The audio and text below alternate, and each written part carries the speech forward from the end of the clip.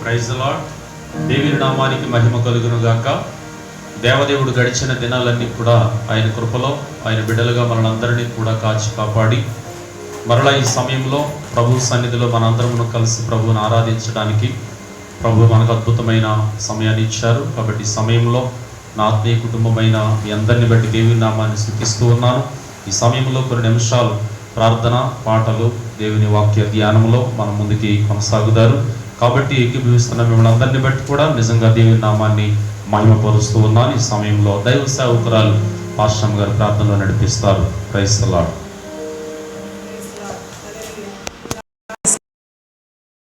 ఆరాధన ప్రారంభించుకోవచ్చండి. Praise the lord. నాతో పాటు అందరూ ఏకీభవించవలసిందిగా ప్రభు పేరట మనం చేస్తున్నానండి. స్తోత్రం స్తోత్రం స్తోత్రం స్తోత్రం ప్రభువా, నీకు వందనాలు, స్తుతులు, స్తోత్రములు చెల్లిస్తున్నాము తండ్రి. మహాగణుడ, మహోన్నతుడా, నీకే వేలాది వందనాలు, స్తుతులు, స్తోత్రాలు చెల్లిస్తున్నాం. ఈ సమయంలో తండ్రి నీ సన్నిధికి వచ్చి ఉన్నాం ప్రభా. మీరు మాట్లాడమని అడుగుచున్నాను, మీరు దర్శించమని అడుగుచున్నాను ప్రభా. నీకు వేలాది వందనాలు. ఈ సమయం నీది, మేము నీ వారము తండ్రి ప్రభా. నీ పాదాల చెంత మొరపెట్టుకొంచున్నాం, నీ సహాయం కొరకు ఎదురు చూస్తున్నాం ప్రభా. అయా నీకు వందనాలు నైనా. నేను నా కుటుంబము ఆత్మీయ సంఘము నైనా తండ్రి ప్రభా ఈ సమయంలో నిన్ను ఆరాధిస్తుండగా నీ కృప, నీ దీవెన, నీ ఆశీర్వాదం దయచేయమని అడుగుతున్నాను. ఎంతమంది అయితే ఈ లైవ్ ద్వారా వీక్షిస్తున్నారో వారందరితో కూడా మీరు మాట్లాడమని అడుగుచున్నాను ప్రభా. మీరు మాట్లాడితే మేము బ్రతుకుతాం తండ్రి. నీ మాటలో జీవం ఉంది, శక్తి ఉంది, ప్రభావం ఉంది తండ్రి. అయా నీ మాట తప్ప తండ్రి ప్రభా ఈ లోకంలో ఏది మమ్మల్ని రక్షించలేదు ప్రభా. నీ మాటతోనే సమస్త సృష్టి కలిగింది ప్రభా, నీకు స్తోత్రాలు. మాటతో చనిపోయిన లాజరు బయటకు వచ్చాడు ప్రభా సమాధిలో నుండి ప్రభా, నీకు వందనాలు. అయా ఈ దినాల్లో ప్రభా నీకు స్తోత్రాలు. భయంకరమైన వైరస్ ప్రపంచం అంతా చుట్టేసి అనేక మందిని ఇబ్బంది పెడుతున్న దినాల్లో ఉన్నాం ప్రభా. మాకు ఉన్నటువంటి ఏకైకనైనా తండ్రి ఆప్షన్ ఒక్కటే ప్రభా, అది ప్రార్థన. నీ సన్నిధిలో మేము కూడుకుని నిన్ను ఆరాధించుటే ప్రభా, నిన్ను స్తుతించుటే ప్రభా, నిన్ను మహిమపరచుటే తండ్రి. మా జీవిత కాలం అంతా నీ సన్నిధిలో అయా నేను స్తుతించే భాగ్యం మాకు దయచేయమని అడుగుతున్నాను. దావీదు సెలవిచ్చినట్లుగా చిరకాలం యెహోవా మందిరంలో నివాసం చేస్తుందని ప్రభా. మా తుది శ్వాస వరకు కూడా నీ సన్నిధిలో నీతో ఉండే భాగ్యం మాకు దయచేయమని అడుగుచున్నాను ప్రభా, నీకు స్తోత్రాలు. నీ ఉంటే చాలు ప్రభా. నాయనా నీ మేలు నైనా తండ్రి ప్రతి ఒక్కరికి దయచేయమని అడుగుచున్నాను నాయనా. ఈ సమయంలో తండ్రి ప్రభా లైవ్ ద్వారా నైనా నేను ఆరాధిస్తున్న ప్రతి ఒక్కరిని పేరు పేరున జ్ఞాపకం చేసుకోండి. బలహీనలు బలపరచండి తండ్రి. అయా ఎవరైనా తండ్రి ప్రభా సమస్యలు ఉంటే వాళ్ళ సమస్యలు మీరు తీర్చమని అడుగుచున్నాను ప్రభా. అయా ప్రార్థన అవసరం అనేక మంది లైవ్ లో ప్రభా నీ సన్నిధిలో నైనా తండ్రి ప్రార్థించమని కోరుచున్నారు ప్రభా, నీకు స్తోత్రాలు. వారి కొరకు కూడా ప్రార్థన చేస్తున్నాం. వారిని స్వస్థపరచండి అయా. మంచి సాక్షులుగా వారిని నైనా నిలబెట్టమని అడుగుచున్నాను తండ్రి, స్తోత్రాలు. ఈ సమయంలో జరుగుతున్న ఈ ఆరాధన బట్టి నీకు వందనాలు చెల్లిస్తూ నన్ను, నా కుటుంబమును తండ్రి ప్రభా ఆత్మీయ సంఘం బిడ్డలందరినీ కూడా మీరు దీవించి ఆశీర్వదించమని, మహిమ ఘనత ప్రభావాలు మీరే పొందుకోమని నజరేయుడైన యేసుక్రీస్తు నామములో అడిగి వేడుకొనుచున్నాము తండ్రి. ఆమేన్. Praise the lord. హల్లెలూయా.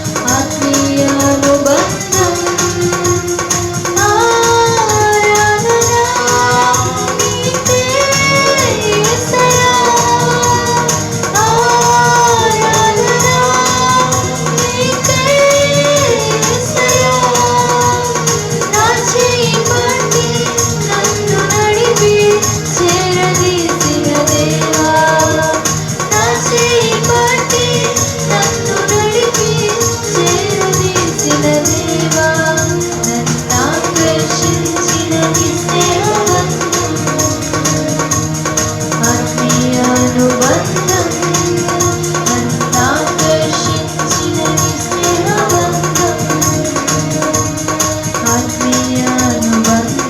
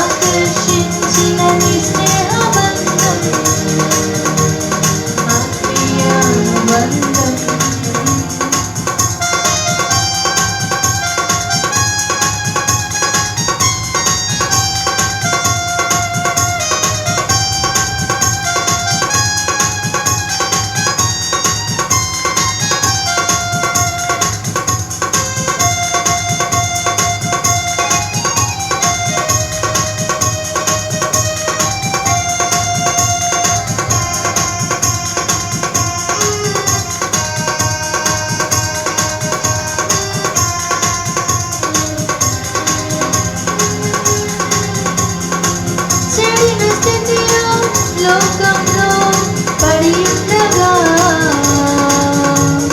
ప్రేమించిన నాదుడవు నీవే. చెడు స్థితిలో లోకంలో పడి ఉండగా ప్రేమించిన నాదుడవు నీవే. సదాకాలము రక్షణనిచ్చి శక్తినిచ్చిన దేవా. సదాకాలము రక్షణనిచ్చి శక్తినిచ్చిన దేవా. జీవమిచ్చిన ప్రభువా, నన్నాకర్షించిన నీ స్నేహబంధం, ఆత్మీయానుబంధం, నన్నాకర్షించిన నీ స్నేహబంధం, ఆత్మీయానుబంధం. ఆరాధన నీకే యేసయ్యా. ఆరాధన నీకే యేసయ్యా. నా చేయి పట్టి నన్ను నడిపి చేరదీసిన దేవా. హల్లెలూయా.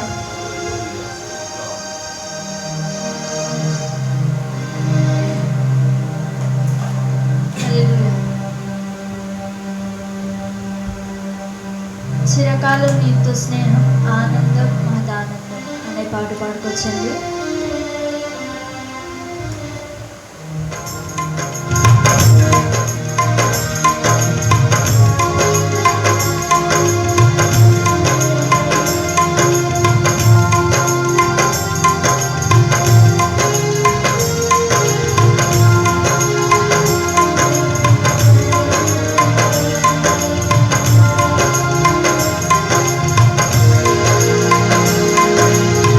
చిరకాలం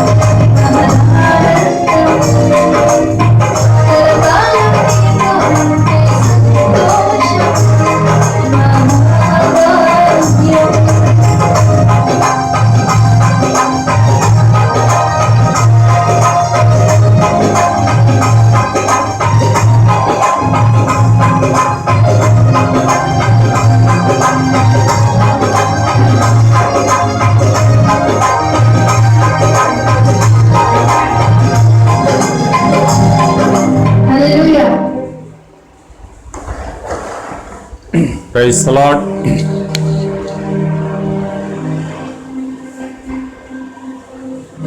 దేవుని నామానికి మహిమ కలుగునుగాక. దైవ సన్నిధి మనం అనుభవిస్తూ ఉన్నాము. దైవ సన్నిధిలో పాలుపంపులు పొందొచ్చు. ప్రభు నామాన్ని మహిమపరుస్తూ గణపరుస్తూ ఆయన నామాన్ని ఆరాధిస్తున్న నా ప్రియ ఆత్మీయ కుటుంబమైన మీ అందరికీ యేసుక్రీస్తు నామములో వందనాలు తెలియజేస్తున్నాను. ఈ సమయంలో ప్రభు పాద సన్నిధానంలో మనము కొన్ని నిమిషాలు ముందుకు కొనసాగుదారు. చిన్న ప్రార్థన చేసుకుని కొన్ని నిమిషాలు దేవుని పరిశుద్ధ లేఖన గ్రంథముల నుండి దేవుని వాక్యాన్ని మనం ధ్యానించుకోవచ్చు. Praise the lord. కనులు మూసుకొని తలలో వంచి ప్రభు పాద సన్నిధానంలో ప్రార్థించుకోవచ్చు. పరిశుద్ధుడా, ప్రేమ కలిగిన యేసుక్రీస్తు ప్రభువా, ఈ పరిశుద్ధ పాదములకు స్తోత్రాలు.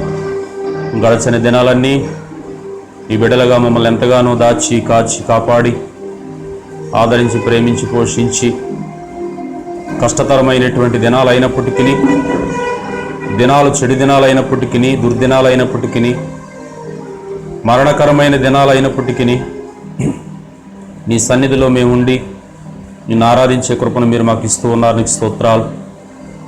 నీ బిడ్డలందరూ కూడా మాతో పాటు ఏకీభవించి నీ నామమును మహిమపరుస్తుంటుండగా నీ బిడ్డలందరినీ కూడా మీరు దీవించి ఆశీర్వదించి నీ కృపతో నింపమని, ఈ సమయంలో నీ వాక్యాన్ని మేము ధ్యానించుచుండగా నీ సన్నిధి మాకు తోడుగా ఉంచమని యేసు పరిశుద్ధ నామమున అడుగుచున్నాము తండ్రి. ఆమేన్, ఆమేన్. Praise the lord.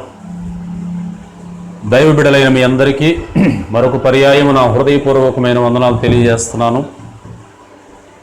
ప్రస్తుతం మనం జీవించేటువంటి దినాలు చాలా భయంకరమైనటువంటి దినాలు. మన ముందు తరములో ఎవరు కూడా ఏనాడు చూడలేని, వినలేని, అనుభవించలేని దినాలు ఈ దినాలు. కానీ మన తరములో మనము, మన బిడ్డలు ఈ దినాలు చూస్తున్నాం, ఈ దినాలు అనుభవిస్తున్నాం. ప్రపంచాన్ని చాలా దగ్గరగా చూడగలుగుతున్నాం. ఇప్పుడు గత కాలంలో ప్రపంచంలో ఏం జరుగుతుందో, అది ఎంత దూరంలో ఉందో మనకు తెలియదు. కానీ ప్రస్తుత దినాలలో ప్రపంచము మన దగ్గరికి వచ్చేసింది. ప్రతిరోజు ప్రతి క్షణము ఏం జరుగుతుందో మనం తెలుసుకోగలుగుతున్నాం. దేవుడు మనుషులను ప్రేమించి అంత టెక్నాలజీ ఇచ్చాడు ఈ దినాన్ని. అయితే ఈ లోకములో ఉన్న వాటన్నిటికీ మనము చాలా దగ్గర సంబంధము కలిగి జీవిస్తున్నాం. లోకములో ఉన్న వస్తువులు, వాహనాలు, మనుషులు, వ్యక్తులు, కుటుంబాలు అనేక రీతులుగా, అనగా ఒక మాటలో మనము చెప్పుకోవాలంటే లోకానికి చాలా దగ్గరగా మనం జీవిస్తున్నాం. అవును, లోకానికి దగ్గరగా జీవించేటువంటి పరిస్థితిలో ఉన్నప్పుడు దేవునికి దూరంగా జీవించే పరిస్థితి తప్పనిసరిగా ఉంటుంది. ఈ లోకములో దేనికైతే మనము ఆకర్షింపబడి దగ్గరవుతున్నామో అవి అనేక రకాలైన వస్తువులు కావచ్చు, బంధాలు కావచ్చు, స్నేహితులు కావచ్చు, అన్నదమ్ములు, అక్క చెల్లెండ్రు, ఇవన్నీ అయితే ఇవన్నీ ఒకానొక దినాన్ని ఆగిపోయినటువంటి పరిస్థితి వస్తుంది. ఒక దినాన్ని ఇవన్నీ కూడా దేనితో అయితే మనము ఆకర్షింపబడి ఉన్నామో, ఏదైతే ప్రాముఖ్యం అనుకుంటున్నామో, ఏదైతే మన జీవితానికి క్షేమం అనుకుని ఈ జీవితానికి సంతోషాన్ని ఇస్తుందని మనం భావించి ఈ లోకానుసారమైనటువంటి జీవితానికి దగ్గరయ్యి అలవాటు చేసుకుని మనం బ్రతుకుతున్నామో, దాని ద్వారానే మన జీవితంలో దుఃఖం కూడా కలిగేటువంటి పరిస్థితి కూడా లేకపోలేదు. ఎందుకంటే ఈ లోకములో ఉన్న ప్రతి బంధము ద్వారా ఏదో ఒక దినాన్ని బాధ అనుభవించాలి. ఈ దినాన్ని మన కళ్ళతో మనం చూస్తున్నాం. ప్రపంచమంతా కన్నీటితో ఉంది, ప్రపంచమంతా వేదనతో ఉంది, ప్రపంచమంతా కూడా చాలా దుఃఖము, వేదన, బాధ, ఇరుకు, ఇబ్బంది, అన్నీ అన్నీ అన్నీ అన్నీ అన్నీ ప్రాణభయం అన్నింటిలో మునిగి తేలుతుంది. అవునండి, ఒక్క విషయం నేను తెలియజేయాలనుకుంటున్నాను. లోకానికి దగ్గరగా ఉంది ఈ దినాన్ని ప్రజానీకం, కానీ దేవునికి దూరంగా ఉంది. మరి ఎలా? దేవునికి దగ్గరవుట ఎలా? మరి దేవునికి దగ్గరవుట ఎలా? దేవునికి దగ్గరయ్యే అవకాశం ఉందా? దేవునికి దగ్గర అయితే మనకేంటి కలిగే ప్రతిఫలం? ఇప్పటి వరకు ప్రపంచంలో ఉన్న అనేకమైన దేశాలు దేవునికి దగ్గరగా ఉన్నాయి అనుకున్నాం, కానీ లేవు.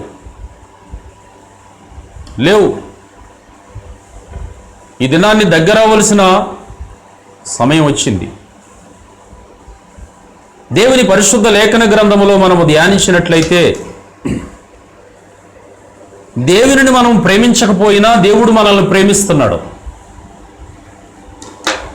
వాక్యములో మనం చూస్తే యోహాను సువార్తలో 3వ అధ్యాయము 16వ వచనము మనం చదివితే మనందరికీ సుపరిచయమైనటువంటి వాక్యము యోహాను సువార్త 3వ అధ్యాయంలో ఆ మాట.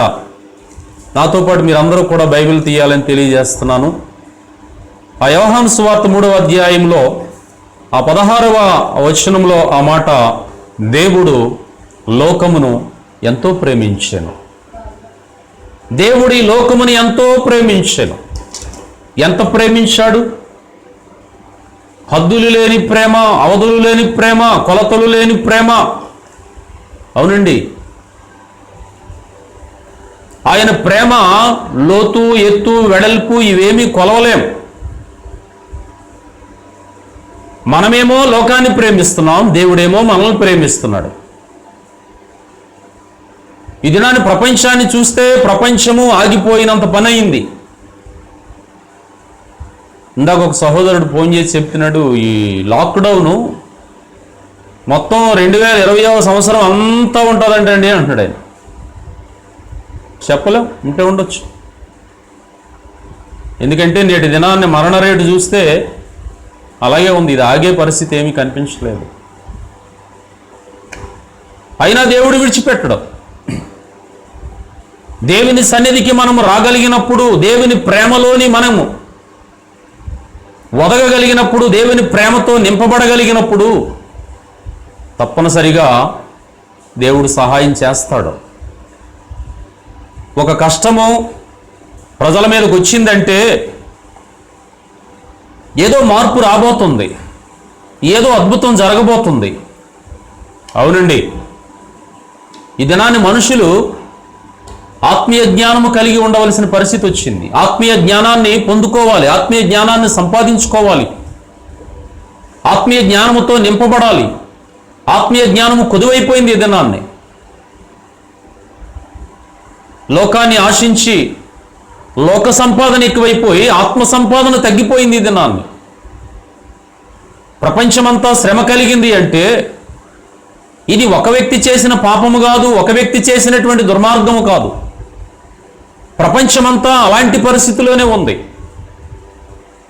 అవునండి, చాలా భారంతో ఈ మాటలు తెలియజేస్తున్నాను. ఏదో ఆరాధన చేస్తున్నాము కదా అన్నట్టుగా ఆరాధన చేస్తున్నాం. కాదు కాదు కాదు, ఆరాధన హృదయంతో చేయవలసిన దినాలు వచ్చాయి. ప్రేమైనటువంటి దేవుని బిడ్డలారా, దైవ సన్నిధిలో కూడి ఉన్న మనము ఈ దినాన్ని కొన్ని విషయాలు నేర్చుకోబోతున్నాం. దేవుని సన్నిధి మనం ఎప్పుడు అనుభవించగలము, దేవునికి దగ్గర ఎలా కాగలము, వాక్యాన్ని మనము ధ్యానించినప్పుడు సామెతల గ్రంథములో 8వ అధ్యాయము 17వ వాక్యం ఇలా సెలవిస్తా ఉన్నది. 8వ అధ్యాయం 17వ వచనం, నన్ను ప్రేమించు వారిని నేను ప్రేమించుచున్నాను. ప్రైజ్ లార్డ్, హల్లెలూయా. నన్ను ప్రేమించు వారిని నేను ప్రేమించుచున్నాను. మనుషులు దేవునిని ప్రేమించే మనసు కలిగి ఉండాలి. మనుషులు దేవునిని ప్రేమించేటువంటి ఒక మంచి అభిషేకముతో కూడినటువంటి ఆత్మ కలిగి ఉండాలి. తప్పనిసరిగా దేవుని సన్నిధికి వెళ్ళాలండి. ప్రతి వ్యక్తి దేవుని సన్నిధి అనుభవించాలి. ప్రతి వ్యక్తి దేవునితో గడిపేటువంటి ఆ క్షణాలు కలిగి ఉండాలి. మనిషి దేవునిని ప్రేమించగలిగితే దేవుడు కూడా మనిషిని ప్రేమించగలడు. నిజం, ఇది సత్యం. సత్యం. దేవునిని ప్రేమించేటువంటి ఏ వ్యక్తిని దేవుడు ప్రేమించకుండా ఉండలేడు. దేవునిని ప్రేమించే ప్రతి వ్యక్తిని దేవుడు దీవించకుండా ఉండలేడు. దేవునిని ప్రేమించే ఏ వ్యక్తినైనా దేవుడు వారికి భవిష్యత్తు ఇవ్వకుండా ఉండలేడు. అవునండి, సామెతల గ్రంథములో అద్భుతమైనటువంటి ఆ మాట, నన్ను ప్రేమించు వారిని నేను ప్రేమించుచున్నాను. ఆ కిందనంటాడు, నన్ను జాగ్రత్తగా వెదుకువారు నన్ను కనుగొందురు. నన్ను జాగ్రత్తగా వెదుకువారు నన్ను కనుగొందురు. దేవుడు ఎలా దొరుకుతాడు? దేవుని సన్నిధికి ఎలాగా వెళ్ళగలం? దేవుని సన్నిధిని ఎలా అనుభవించగలం? దేవునికి ఎలా దగ్గర కాగలం? దేవునికి? దేవునిని ప్రేమించే హృదయం మనము కలిగి ఉన్నప్పుడు, దైవ సన్నిధిని మనం అనుభవించేటువంటి అలవాటు కలిగి ఉన్నప్పుడు, దైవ సన్నిధిలో మనము గడిపేటువంటి ఆ అలవాటు మనము ఖచ్చితముగా కలిగి ఉన్నప్పుడు దేవునికి మనము చాలా దగ్గర అవ్వగలము. దేవుని దగ్గరకు మనం వెళుతూ ఉంటే మన దగ్గర నుంచి దేవుడు దూరంగా వెళ్ళడం. మనం ఒక అడుగేస్తే ఆయన 3 అడుగులేస్తాడు మన వైపు. ఆయన మన వైపు అడుగులేసినా మనము ఆయనకి వ్యతిరేకముగా దూరంగా వెనక్కి మనం అడుగులేస్తూ ఉంటుంటే మనమే దూరం అయిపోతున్నాం. ఆయన ఎవ్వరికీ దూరం అవ్వడం. దేవునికి మనుషులే దూరం అయిపోతూ ఉంటుంటారు. వాక్యం సెలవిస్తా ఉన్నది. దేవుని సన్నిధికి చేరడానికి, దేవుని ప్రేమను పొందుకోవడానికి వాక్యం ఇక్కడ మాట్లాడుచూ ఉన్నది. 1, దేవునిని ప్రేమించాలి. 2, దేవునిని జాగ్రత్తగా వెతికేటువంటి మనసు కలిగి ఉండాలి. దేవునిని వెతికే మనసు. ఇలా మాట్లాడితే ఒకవేళ దేవుడు ఏమైనా దాక్కునుంటాడా, దొంగటాడతాడా? కాదు. మనలో ఆ శ్రద్ధ ఉండాలి, మనలో ఆ భారం ఉండాలి, మనలో ఆ బాధ్యత ఉండాలి. మనము ఆ బాధ్యత, భారము, ఆ ఆశ మనము కలిగి ఉన్నప్పుడు తప్పనిసరిగా మనము దేవుని సన్నిధి అనుభవించగలము. ఏ ప్రేమతో లోకాన్ని దేవుడు ప్రేమిస్తున్నాడో ఆ ప్రేమను మన జీవితంలో మనము సొంతం చేసుకోగలము. అవునండి, వాక్యంలో ధ్యానిస్తే వాక్యం మాట్లాడుచు ఉన్నది. యోహాను సువార్త 14వ అధ్యాయంలో, యోహాను సువార్త 14వ అధ్యాయంలో దేవుని వాక్యం అక్కడ మాట్లాడుతుంది కదా.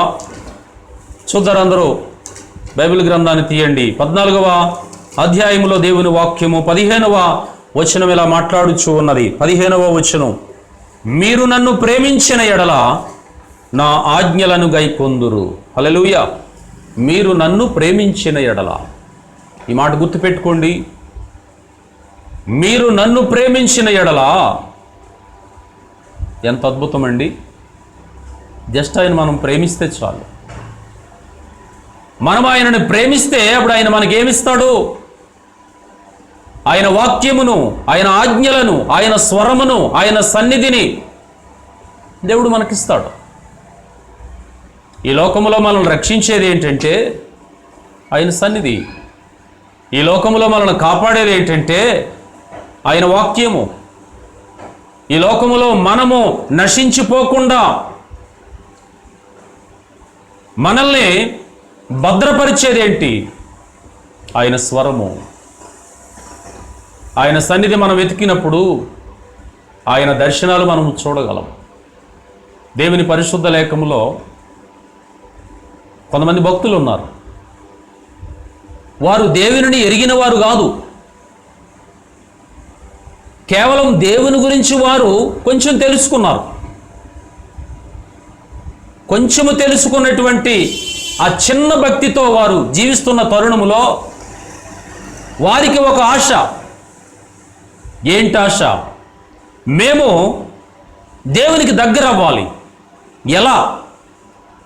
ఎలా మేము దేవునికి దగ్గర అవుతాం అనేటువంటి ఆశతో ఎదురు చూస్తున్నటువంటి కొంతమంది భక్తులు ఉన్నారు. స్త్రీలు ఉన్నారు, పురుషులు ఉన్నారు.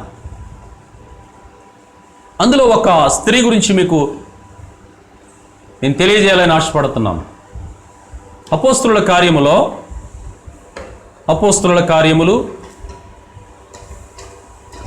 16వ అధ్యాయము 16వ అధ్యాయంలో 13వ వచనము నుండి వాక్యం ఇక్కడ సెలవిస్తా ఉన్నది. విశ్రాంతి దినమున గవిని దాటి నదీ తీరమున ప్రార్థన జరుగుననుకుని అక్కడికి వచ్చి కూర్చుండి కూడి వచ్చిన స్త్రీలతో మాటలాడుచుంటిమి.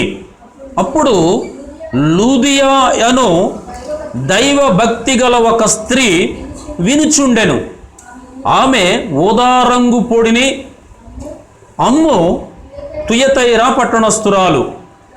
ప్రభువు ఆమె హృదయము తెరిచెను గనుక పౌలు చెప్పిన మాటల యందు లక్ష్యముంచెను.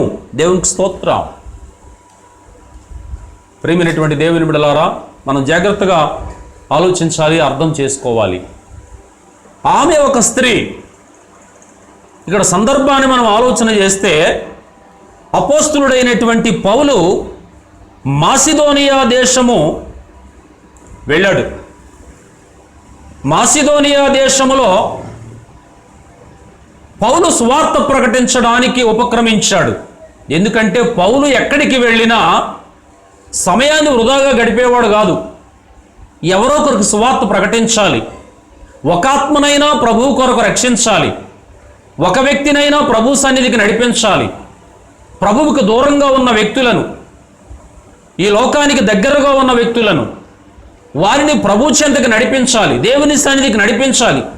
వారు దేవునికి దగ్గరయ్యేలా చేయాలి అనేటువంటి ఒక ఆత్మీయమైనటువంటి ఆలోచన కలిగినటువంటి వ్యక్తి అపోస్తులుడైన పౌలు. ఈ పౌలు అటండి మాసిదోనియా దేశములో 12వ వచనం చదువుతున్నాను. ఆ ప్రాంతమునకు అది ముఖ్య పట్టణమును రోమీయుల ప్రవాస స్థానమునై ఉన్నది. మేము కొన్ని దినములు ఆ పట్టణములో ఉంటిమి. పౌలు తన కూడా సహాయకులుగా ఉన్నవారు ఆ మాసిదోనియా పట్టణములో ఉన్నారు. వారు ఆ మాసిదోనియా పట్టణములో ఉన్నప్పుడు మనం చదివిన భాగం, విశ్రాంతి దినమున గవిని దాటి నదీ తీరమున ప్రార్థన జరుగుననుకొని అక్కడికి వచ్చి కూర్చుండి పౌలు తన యొక్క అనుచరులు ఆరాధన చేయడానికి వారు ఆ మాసిదోనియా ప్రాంతంలో ఒక ప్రాంతానికి వెళ్ళినప్పుడు వాళ్ళు కూర్చున్నారట. కూర్చుని దేవుని ఆరాధిస్తున్నారు. అక్కడికి కొంతమంది స్త్రీలు వచ్చారు. దైవాశక్తి కలిగిన స్త్రీలు, దేవునికి దగ్గరవ్వడానికి వారి హృదయాలు సిద్ధపరుచుకున్నటువంటి స్త్రీలు. ఆ స్త్రీలలో ఒక స్త్రీ గురించి ఇక్కడ వ్రాయబడ్డది. ఆమె పేరు లూదియా. దేవునికి స్తోత్రం. హల్లెలూయా. అక్కడ ఉంది కదా వాక్యంలో 14వ వచనాన్ని మనం చదివినప్పుడు, అప్పుడు లూదియాయను దైవ భక్తి గల ఒక స్త్రీ వినుచుండెను. ఆమె ఓదారంగు పొడిని అమ్ము తుయతైరా పట్టణస్థురాలు. ప్రభువు ఆమె హృదయము తెరచెను గనుక పౌలు చెప్పిన మాటల యందు లక్ష్యముంచెను. ఎక్కడ 2-3 కూడి నా నామమును ఏకీభవించి ప్రార్థన చేస్తారో వారి మధ్యన నేను ఉంటానని సెలవిచ్చిన దేవుడు ఇక్కడ అద్భుతం చేస్తున్నాడు. ఈ వాక్యములో అద్భుతం చేస్తున్నాడు ఆయన. పౌలు వాక్యం ప్రకటిస్తూ ఉన్నాడు. స్త్రీలు కొంతమంది వినుచూ ఉన్నారు. ఆ స్త్రీలలో లూదియా అనేటువంటి ఒక స్త్రీ కూడా అక్కడ ఉన్నది. ఆమె తుయతైరా పట్టణస్థురాలని అక్కడ వ్రాయబడ్డది. వ్యాపారము నిమిత్తము ఏంటండి ఊదా రంగు పొడి అమ్మేటువంటి ఒక స్త్రీ అని ఇక్కడ వాక్యంలో వ్రాయబడి ఉన్నది. ఆమె తుయతైరా పట్టణస్థురాలు. ఆమె ఇప్పుడు ఎక్కడుందంటే మసిదోనియా ప్రాంతంలో ఉంది. దేవుని సువార్త వింటుంది. పౌలు గారు ప్రకటిస్తున్న వాక్యాన్ని వింటుంది. దేవునికి దగ్గర అయ్యింది. దేవునికి ఎప్పుడైతే దగ్గర అయ్యిందో తన హృదయం తెరవబడ్డది. తన హృదయం నిండా ఇప్పుడు ఎవరున్నారంటే యేసుక్రీస్తు ప్రభువుల వారు ఉన్నారు. పౌలు ప్రకటిస్తున్నటువంటి సిలువ వేయబడినటువంటి యేసుక్రీస్తు ఇప్పుడు లూదియా హృదయం నిండా ఉన్నాడు. ఎంత అద్భుతం అండి నిజంగాని. వ్యాపారం గురించి వెళితే అక్కడ క్రీస్తు తనను దర్శించాడు. తనకి చిరకాలము తోడుండేటువంటి ఒక స్నేహితుడు దొరికాడు. ఆయనే ప్రభు అయిన యేసుక్రీస్తు. దేవునికి స్తోత్రం. ఆమె హృదయము తెరవబడ్డది. ఏం జరిగిందైతే తరువాత చదువుదారు, ఇంకా దిగువకి వాక్యాన్ని చదువుదారు. 15వ వచనము. ఆమెయు ఆమె ఇంటివారును బాప్తిసం పొందినప్పుడు ఆమె, నేను ప్రభువునందు విశ్వాసము గలదానని మీరు ఎంచితే నా ఇంటికి వచ్చి ఉండుడని వేడుకొని మమ్మును బలవంతము చేసెను. చూసారండి, దేవుని సన్నిధికి ఎంత దగ్గరైపోయిందో లూదియా. దేవుని వాక్యాన్ని ఎంతగా తన హృదయంలో అంగీకరించిందో లూదియా. ఇప్పటి వరకు ఇలాంటి అనుభవం లేదు. ఇప్పటి వరకు ఇలాంటి పరిస్థితి లేదు. కేవలం యేసు దేవుడు, యేసు రక్షకుడు అంతవరకే. కానీ ఇప్పుడు ఏమైంది అనగా, ఇప్పుడు యేసుక్రీస్తు ప్రభువుల వారికి చాలా దగ్గర అయిపోయింది. చాలా దగ్గర అయిపోయింది. అవునండి, దేవుని దగ్గర రక్షణ ఉంది. దేవుని దగ్గర నెమ్మది ఉంది. దేవుని దగ్గర మనకిచ్చే ఆశీర్వాదం ఉంది. కాబట్టి ఈ లోకములో మనం ఎన్ని కలిగి ఉన్నా, ఈ లోకములో మనం ఎన్ని సంపాదించుకున్నా అశాశ్వతం సుమా, శాశ్వతం కాదు. అవన్నీ అప్పటి మట్టుకే. శాశ్వతమైనది దేవుని వాక్యము, శాశ్వతమైనది దేవుని స్వరము, శాశ్వతమైనది దేవుని సన్నిధి. దేవుని సన్నిధి వాక్యం సెలవిస్తూ ఉన్నది. లూదియా జీవితం మారిపోయింది.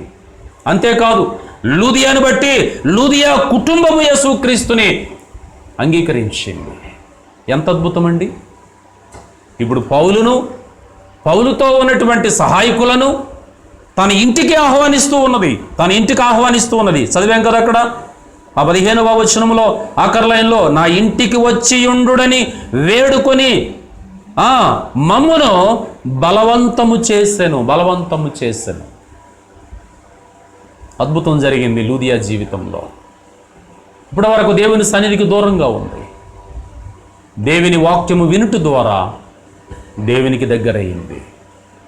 ఇది నా వాక్యము వినుచున్నటువంటి మన జీవితాన్ని కూడా ఒకసారి ప్రభువుకు అంకితం చేసి అర్పించి, ఆయన మాటలు, ఆయన వాక్యము, ఆయన స్వరము మన హృదయములోనికి మనము తీసుకున్నప్పుడు మన హృదయం తెరవబడుతుంది. మన జీవితం మార్చబడిపోతుంది. మన బ్రతుకు అద్భుతమైపోతుంది. మన ద్వారా మన కుటుంబము దీవించబడుతుంది. అవును ప్రియమైనటువంటి దేవుని బిడ్డలారా, అలాగే మరొక వ్యక్తి ఉన్నాడో, ఆయన పేరు కొర్నేలి. కొర్నేలి గురించి మనకి చాలా విషయాలు తెలుసు. అపోస్తలుల కార్యములోనే 10వ అధ్యాయంలో కొర్నేలి యొక్క ఆ భక్తి ఎలాంటిదో మనం అక్కడ చూడగలం. ఒకసారి మనము అపోస్తలుల కార్యాల్లోనే 10వ అధ్యాయంలోనికి మనం వెళితే వాక్యం ఇక్కడ మాట్లాడుచున్నది. 1వ వచనము నుండి, ఇటలీ పటాలమనబడిన పటాలములో శతాధిపతి అయిన కొర్నేలి అని భక్తిపరుడొకడు కైసరియలో ఉండెను. అతడు తన ఇంటి వారందరితో కూడా దేవుని యందు భయభక్తులు గలవాడై ఉండి ప్రజలకు బహుధర్మము చేయుచు ఎల్లప్పుడూ దేవునికి ప్రార్థన చేయువాడు. పగలు ఇంచుమించు 3 గంటల వేళ దేవుని దూత అతని యొద్దకు వచ్చి, కొర్నేలి అని పిలుచుట దర్శనమందు తేటగా అతనికి కనబడెను. ఇది నాని ఎంతమందికి దేవుడు దర్శనాలు ఇస్తున్నాడు. ఎంతమంది దేవుడిచ్చే దర్శనాలు చూడగలుగుతున్నారు? ఒకసారి ఆలోచించండి. పాటలు పాడుతున్నాం, ప్రార్థన చేస్తున్నాం, వాక్యం ధ్యానిస్తున్నాం, అన్నీ చేస్తున్నాం. కానీ దర్శనాలు మనము కలిగి ఉన్నామా? ఈ వ్యక్తి ఏమి కొర్నేలి సామాన్యమైన వ్యక్తి కాదు. ఆయన ఒక మామూలు వ్యక్తి కాదు, ఒక ఉన్నతమైన వ్యక్తి, ఉన్నతమైన ఉద్యోగి. కానీ తను ఏం కలిగి ఉన్నాడంటే భక్తి కలిగి ఉన్నాడు. భక్తి కలిగి ఉన్న తరుణములో ఏం చేస్తున్నాడంట ఆయన? 2వ వచనంలో ఉంది కదా, అతడు తన ఇంటి వారందరితో కూడా దేవుని యందు భయభక్తులు గలవాడై ఉండి, తానే కాదంటండి, తన ఇంటి వారందరూ. ఇది నాన్ని మన కుటుంబాలలో ఒకళ్ళు ఇటు వెళ్తే ఒకటి ఇటు వెళ్తుంటుంటారు. కారణం ఏంటి? ఆ ఇంట్లో ఎవరు దేవుని వాక్యానికి లోబడేవారు లేరు. ఏదో నటింపు. నిజముగా దేవుని సన్నిధిని అనుభవించేవాడు బహు తక్కువ. నేను దేవునికి దగ్గరవ్వాలి అనుకునేవారు చాలా తక్కువ మంది. అయితే ఇక్కడ మనం ఆలోచన చేసినట్లయితే కొర్నేలి తన ఇంటి వారందరితో కూడా దేవుని యందు భయభక్తులు గలవాడై ఉండి ప్రజలకు బహు ధర్మము చేయొచ్చు, ఎల్లప్పుడూ దేవునికి ప్రార్థన చేయువాడు, ఎల్లప్పుడూ దేవునికి ప్రార్థన చేయువాడు. ఉద్యోగం ఉందని ఉద్యోగాన్ని పట్టుకుని వేలబడలేదు. ఉద్యోగం చేస్తున్నాను, మంచి డబ్బులు వస్తున్నాయి, నేను భూములు కొందారు, ఇళ్ళు కొందారు, వాహనాలు కొందారు, నాకున్న డబ్బుతో, నాకున్న పరువుతో, ప్రతిష్టతో నేను బంధువులను సంపాదించుకుందారు, స్నేహితులను సంపాదించుకుందారు, వస్తు వాహనాలు నేను సంపాదించుకుందారు, ఉంటే ఉండుగాక. కానీ తన మనసు ఈ లోకానుసారమైనటువంటి వాటి మీద కేంద్రీకరించలేదు. మనం ఆలోచించవలసిన విషయం. తన మనసు ఎవరి మీద కేంద్రీకరించాడంటే దేవుని మీద కేంద్రీకరించాడు. ఎలా? నేను దేవునికి దగ్గరగా ఉండేది ఎలా దగ్గర అవుతాను? నేను ఎలా దగ్గర అవుతాను? డబ్బు ద్వారా దగ్గర అవ్వగలనా? బంధువుల ద్వారా దగ్గర అవ్వగలనా? ఉద్యోగం ద్వారా దగ్గర అవ్వగలనా? నాకున్న వస్తు వాహనముల ద్వారా నేను దగ్గర అవ్వగలనా? నా స్నేహితుల ద్వారా నేను దగ్గర అవ్వగలనా? అవలేరండి. ఎక్కువ మంది స్నేహితులు ఎవరికుంటే వారు దేవునికి దగ్గర అవ్వలేరండి. ప్రాముఖ్యముగా ఒక వ్యక్తి తొందరగా చెడిపోయే పరిస్థితి ఎవరి ద్వారా అంటే కేవలం నేను అంటాను స్నేహితుల ద్వారా అంటాను నేను. ఎందుకంటే స్నేహితులందరూ ఒకే మనసు కలిగి ఉండరు. ఒక్కొక్కరు ఒక్కొక్క రకమైన మనసు కలిగి ఉంటారు. కాబట్టి వాళ్ళలో ఉన్న ఒక్కొక్క రకము మనసు వీళ్ళను కూడా వాళ్ళలా మార్చేస్తుంది.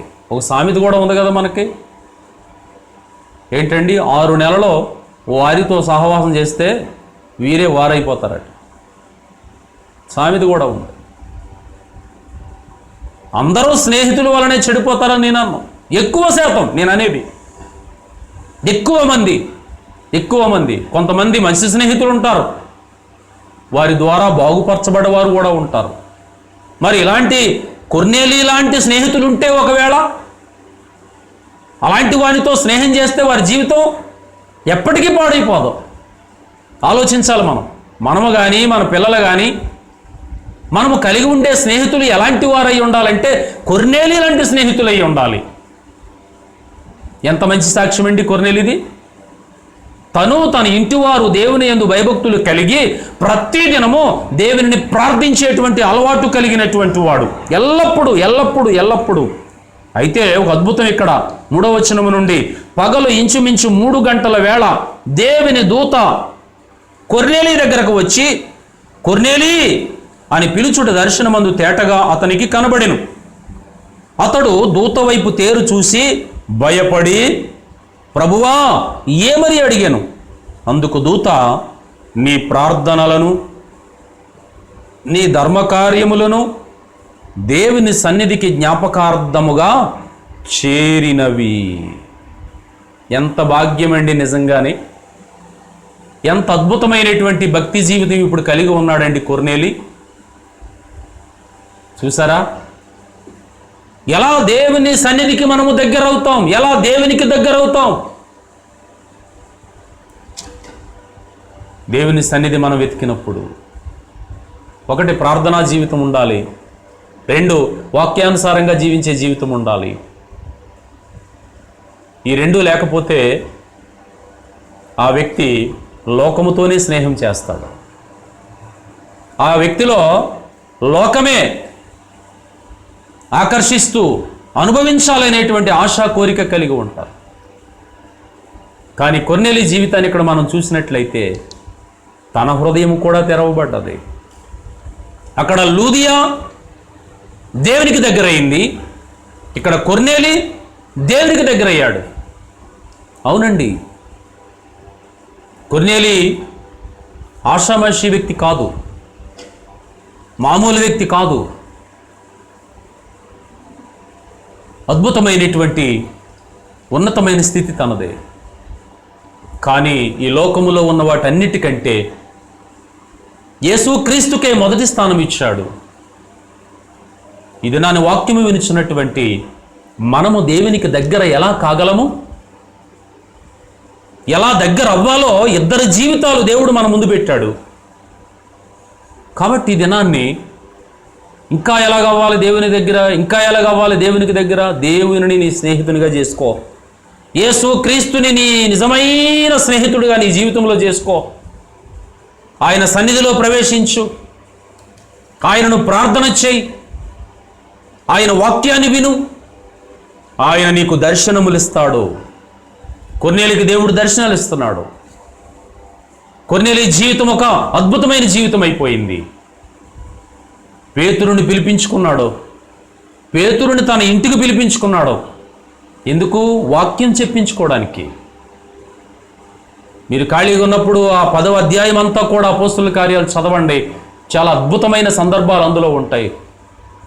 పేతురుని ఇంటికి పిలిపించుకుని వాక్యము చెప్పించుకుని తనే కాకుండా తన స్నేహితులు, తన కుటుంబస్తులు, తన అన్నదమ్ములు, అక్కచెల్లెళ్ళు ఎవరైతే తనకు అందరూ తెలుసున్న వారు ఉన్నారో వారందరినీ తన ఇంట్లోకి పిలిచేసుకున్నాడండి. తనే దేవునికి దగ్గర అవడం కాదు, కానీ తాను ఎంతమందినైతే కలిగి ఉన్నాడో వాళ్ళందరినీ కూడా దేవునికి దగ్గరగా చేసేసాడండి. నిజంగా చాలా అద్భుతమైనటువంటి సాక్ష్యం అండి కొర్నేలి ఇది. యాక్చువల్గా ఆయన క్రైస్తవుడు కాదు, ఆయన రోమీయుడు. అవునండి, అయినప్పటికీ కూడా 1 తన జీవితాన్ని దేవునికి దగ్గర చేసుకున్నాడు, 2 తనతో పాటు తాను ఎంతమందినైతే కలిగి ఉన్నాడో వాళ్ళందరినీ దేవుని దగ్గరికి నడిపించాడు. నా జీవితంలో మనము ఎంతమందినైతే మనము కలిగి ఉన్నామో వాళ్ళందరినీ కూడా దేవుని దగ్గరకు నడిపించేటువంటి ఆసక్తి మనలో కూడా ఉండాలి. లేఖన గ్రంథంలో ధ్యానిస్తే చాలామంది భక్తులు ఉన్నారు. సమరయ స్త్రీ గురించి కూడా ధ్యానించవచ్చు. తాను క్రీస్తు దగ్గరికి వెళ్ళింది, తన గ్రామం అంతటిని క్రీస్తు దగ్గరికి నడిపించింది. అద్భుతమైన సాక్ష్యాలండి వీరు. వాళ్ళు మనకలాంటోళ్ళే, వాళ్ళు దేవుళ్ళు కాదు, దేవతలు కాదు, మరి ఏ ప్రత్యేకత వారిలో లేదు. కేవలము వారు దేవుని సన్నిధికి దగ్గరయ్యారు, దేవునిని వారు పొందుకున్నారు, కలిగి ఉన్నారు. వారితో పాటు వారు కలిగి ఉన్న వారందరినీ దేవుని సన్నిధికి నడిపించారు. ఇది మనం అర్థం చేసుకోవలసిన విషయం. ఈ లోకానికి మనం దగ్గర అవ్వడం కాదు, దేవునికి దగ్గర అవ్వాలి. దేవునికి దగ్గర అవ్వాలంటే ఇదే మార్గం. కాబట్టి నా ప్రియ, నా సహోదరి, నా సహోదరుడా, దేవుని వాక్యాన్ని నువ్వు మనస్సు పెట్టి హృదయపూర్వకంగా విను. నీ హృదయంలో దేవుడు అద్భుతం జరిగిస్తాడు. నీ హృదయాన్ని దేవుడు తెరుస్తాడు. నీ జీవితంలో దేవుడు గొప్ప కార్యాలు జరిగిస్తాడు. నీ జీవితంలో దేవుడు గొప్ప కార్యాలు జరిగించినప్పుడు నీ జీవితం ఒక ఉన్నతమైన జీవితం అయిపోతుంది. ఆస్తిలో తక్కువ కావచ్చు నీవు, ఆదాయములో తక్కువగా ఉండొచ్చు నీవు, పేరు ప్రఖ్యాతులు నీకు లేకపోవచ్చు. ఈ లోకములో ఏది ఉన్నా ఏది లేకపోయినా నీవు క్రీస్తుకు దగ్గరగా ఉన్నప్పుడు నువ్వు అనేక మందికి వెలుగుగా ఉంటావు. నిన్ను దేవుడు అనేక మందికి వెలుగుగా చేస్తాడు. క్రీస్తు వెలుగులోకి అనేక మందిని నడిపించేటువంటి ఆ ఆసక్తి, ఆ భారము నీకుండగలిగితే పరలోకములో జీవగ్రంథములో నీ పేరు రాయబడి ఉంటుంది. ఈ లోకములో ఎన్నంటే సంపాదించు, నీ పేరు జీవగ్రంథములో ఉండదు. కానీ ఈ లోకములో నువ్వెన్ని కలిగి లేకపోయినా ప్రభువుని కలిగి ఉండు, ప్రభువును సంపాదించుకో, ప్రభు సన్నిధి నువ్వు కలిగి ఉండు, దేవునికి అత్యంత సమీపముగా జీవించు. ఖచ్చితంగా నీ పేరు పరలోకములో ఉన్న ఆ జీవగ్రంథములో రాయబడి ఉంటుంది. అంతకంటే భాగ్యం ఏముంది? అదే కావాలి ఈ దినాన్ని. ఏమో మానవ జీవితం ఎప్పుడు ఎలా ఉంటుందో తెలియదు. మొన్న ఒక సహోదరి ఫోన్ చేసి, పాస్టర్ గారు నేను బాప్తీసం తీసేసుకుంటానండి అంట. అంతకుముందు చాలాసార్లు చెప్పాను, బాప్తీసం తీసుకోవాలమ్మా, మందిరానికి వెళితే అలా ఉండకూడదు, ఎన్నాళ్ళు అలాగా అంటే పిల్లలు చిన్నవాళ్ళండి, పెద్దోళ్ళు అవుతారండి, వాళ్ళకి పెళ్ళిళ్ళు చేయాలండి, అప్పుడు తీసుకుంటానండి ఇలాగని చెప్పుకోవచ్చు. సడన్గా మొన్న ఫోన్ చేసి బాప్తీసం తీసేసుకుంటానండి. ఏమమ్మా అంత తొందరపడుతున్నావు? కరోనా వైరస్ వచ్చేసింది కదండి, ఏమో చచ్చిపోతామేమో అని భయం వేస్తుంది. తీరా చచ్చిపోయిన తర్వాత నరకానికి పోతామేమో, అందుకని నేను బాప్తీసం తీసేసుకుంటానండి ఇప్పుడు. చాలా సంతోషం అమ్మా, బాప్తీసం తీసుకోవడం చాలా మంచిది. ప్రార్థన చేయి, తప్పనిసరిగా దేవుడు నీ ఆశ తీరుస్తాడు. ఇప్పటి వరకు పర్వాలేదులే ఆదివారం ఆరాధన పెడితే గంట పోయిన తర్వాత, గంట అయిపోయిన తర్వాత, ఇప్పుడు ఆ గంట అయిపోయిన తర్వాత వెళ్ళడానికి కూడా అవకాశం లేని పరిస్థితి వచ్చింది. ఇప్పుడు మనసు కొట్టుకుంటుంది, ఇప్పుడు బాధేస్తుంది. అయ్యో నేను మందిరానికి వెళ్ళలేకపోతున్నానే, మందిరం లేదే, మందిరం మూసేశారే. చూసారా అండి ఎలాంటి పరిస్థితులు వచ్చాయో ఈ దినాన్ని? కాబట్టి నా ప్రియ, నా సహోదరి, నా సహోదరుడా, రోజులన్నీ ఒకలాగా ఉండవు, దినాలన్నీ ఒకలాగా గడవు. దైవ చిత్తంలో మనం ఉండాలి. దేవుడు ఏ ప్రకారంగా మనం నడిపిస్తే ఆ ప్రకారంగా మనం నడిచేటువంటి జ్ఞానం సంపాదించుకోవాలి. కాబట్టి దేవుని సన్నిధికి దగ్గర అవుతారు, దేవుని కృపతో నింపబడతారు. దేవుడు తప్పనిసరిగా మనకి, మన కుటుంబానికి క్షేమం ఇస్తాడు. ఎందుకంటే మనకు క్షేమం ఇవ్వడానికే మన ప్రభు సిలువలో బలి అయ్యాడు, తన రక్తాన్ని ధారపోశాడు, తన ప్రాణాన్ని మన కొరకు అర్పించాడు. ఆయన పవిత్ర రక్తముతో మనల్ని శుద్ధి చేశాడు, కడిగాడు. కాబట్టి ఆయన మాట విందారు, ఆయనకి దగ్గర అవుదారు, లోకానికి దూరం అవుదారు, ఆయన ఇచ్చే పరలోకాన్ని పొందుకుందారు. God bless you. దేవుడు మిమ్మల్ని అందరినీ దీవించాలని నేను కోరుకుంటున్నాను. Praise the lord. ప్రార్థించుకోవచ్చు. పరిశుద్ధుడా, ప్రేమ కలిగిన మా యేసయ్య, కృప కలిగిన మా తండ్రి, గనుడానికి స్తోత్రములు చెల్లిస్తున్నాను. ఈ ప్రేమను బట్టి, నీ కృపను బట్టి ఇంతకాలము నీ యొక్క సన్నిధి మాకు తోడుగా ఉంచారు. నీకు వందనాలు ప్రభువా. ఈ రీతిగా నీతో మేము గడిపే అవకాశాన్ని మీరు ఇచ్చారు దేవా. అనేక మంది నీ బిడ్డలు, మా ఆత్మీయ కుటుంబము దేవా నీతో గడుపుచున్నారు ప్రభువా. నిన్ను ఆరాధిస్తున్నారు, నీకు దగ్గర అవ్వాలనేటువంటి ఆశ కలిగి జీవిస్తున్నారు. మీ చేతులకు అప్పగిస్తున్నాను దేవా. లోకములో ఉంటే నాశనం ఉంది దేవా, నీ సన్నిధిలో ఉంటే క్షేమం ఉంది, పరలోకం ఉంది దేవా. నీ కృపలో భద్రపరిచి, ఒకవేళ వాక్యం వినేవారు ఎవరైనా ఇప్పటి వరకు బాప్తీసం తీసుకోకపోతే వారు బాప్తీసం తీసుకుని నిన్ను సొంత రక్షకునిగా అంగీకరించి నీకు దగ్గరవ్వాలనేటువంటి మనస్సు కలిగించి నిత్యరాజ్యములో వారికి నివసించేటువంటి భాగ్యాన్ని దయచేయమని మీ చేతులకు అప్పగిస్తున్నాను.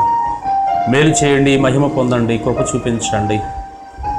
ఆత్మీయ బిడ్డలందరినీ నీ కృపలో భద్రపరచమని, నాకు ఇచ్చిన కుటుంబాన్ని కూడా దీవించిన కృపలో భద్రపరచమని, మరలా నీ చిత్తమైనప్పుడు నీ సన్నిధిని అనుభవించేటువంటి అవకాశాన్ని దయచేయమని దేవాని బిడ్డలు అనేక మంది ఫోన్లో తెలియజేస్తున్నారు. వారి బలహీనతల గురించి ప్రార్థించమని, వారి క్షేమం గురించి ప్రార్థించమని ఈ సన్నిధిలో పెట్టి ప్రార్థన చేస్తున్నాను. దేవానికి వందనాలు. ఈ బిడ్డలందరికీ కూడా స్వస్థతలు కలిగించి నీ సన్నిధి వారందరికీ తోడుగా ఉంచి మేలు చేసి మహిమ పొందమని యేసు పరిశుద్ధ నామమును అడుగుచున్నాము తండ్రి. ఆమేన్. యేసు రక్తమే చేయం, ప్రవేశ రక్తమే చేయం, ప్రవేశనామ సంపూర్ణ విజయం, అపవాది క్రియలకు అనంత నాశనము కలుగునుగాక.